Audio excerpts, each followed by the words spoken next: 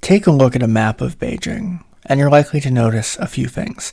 As a metropolis of 22 million people, it is a modern and sprawling city, not unlike Tokyo or Istanbul or Paris.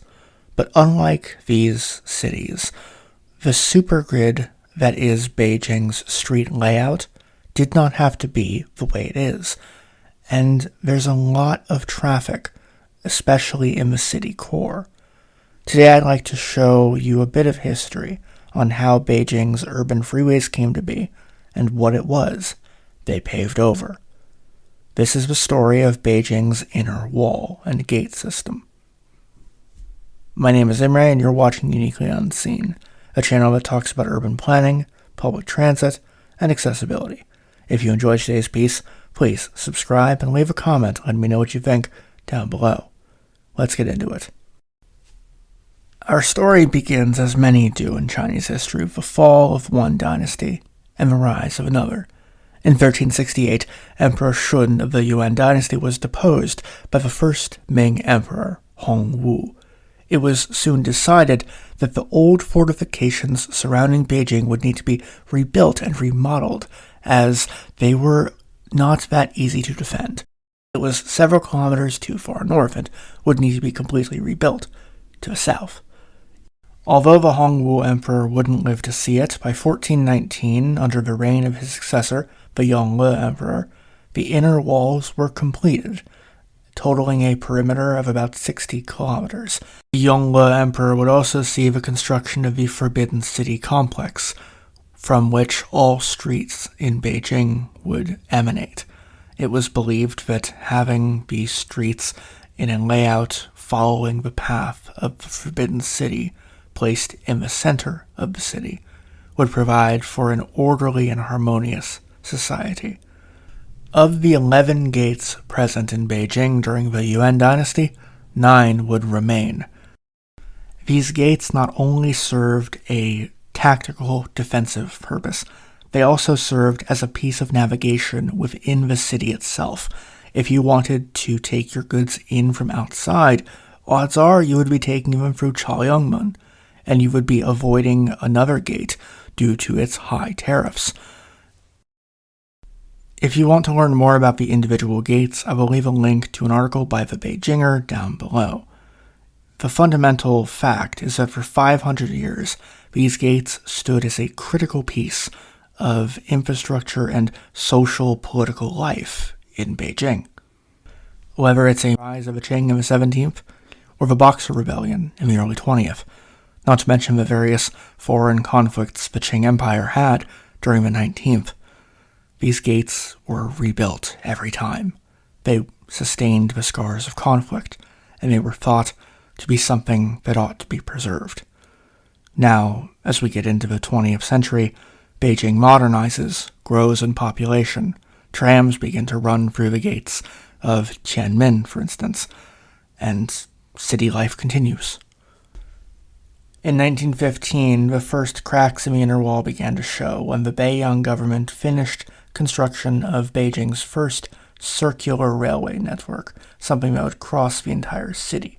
In order to do this, they had to demolish sections of watchtowers and trim back certain sections of the wall. But these were minor alterations and minor deconstructions. They were visual alterations compared to what would come next. After the founding of the People's Republic of China in 1949, we can say that there is a steady march towards deconstructing the old imperial symbols, the inner and outer wall, the gates that once kept Beijing safe. While this did not happen overnight, many of the gates came down in the 50s, others came down in the 60s when Line 1 of Beijing's metro was undertaken. The real death knell for the inner wall system was the building of the Second Ring Road in the 1980s, and subsequently the building of Line 2 of Beijing's metro network.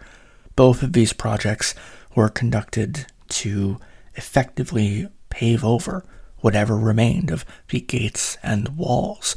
Indeed, several metro stations today are named after old gates, and serve as hubs for municipal buildings or shopping centers. The urban freeway itself has many lanes, and due to the supergrid nature of Beijing's layout, which has only really gotten larger over the last 60 years, it means that while you can bike, while you can take a tram, crossing these streets as a pedestrian outside of major intersections can be quite a challenge.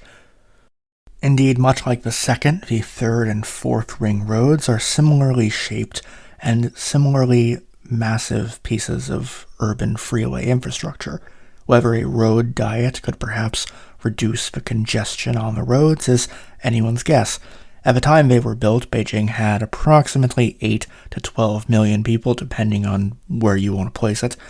And while it was forward-thinking, in one sense, it was also perhaps a bit too much, perhaps a bit of an induced demand issue. The 1970s and 80s were a time where party officials wanted to encourage car ownership as more people became wealthy. It was a sign of status to have a car, and so more and more people bought cars.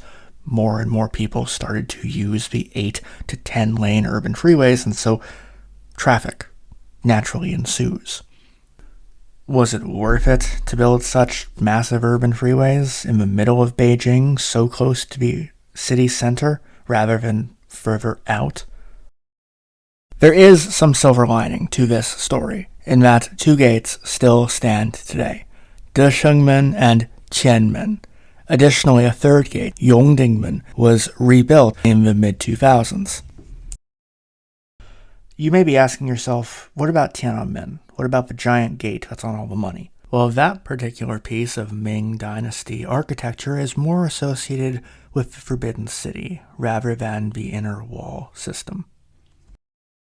Before I end today's piece, I want to give a quick recommendation for those of you who may be interested in Chinese history but don't know where to start.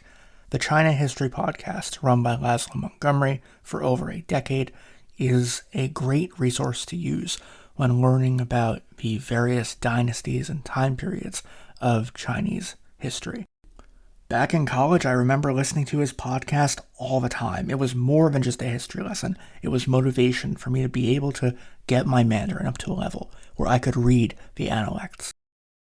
I could read about the Ming and Qing dynasties in their own language. Now, of course, whether somebody like me can read the Analects in their paper format, I'm not so sure. But hey, I can order tea, I can talk to friends, I can listen to music, I can watch dramas, I can get around. And that's what matters. Thank you all for taking the time to watch today's piece, and please feel free to let me know what you think in the comments down below. Should Beijing go on a road diet with its ring roads? Could they somehow encourage public transit to a degree where it's not as congested? Let me know your thoughts.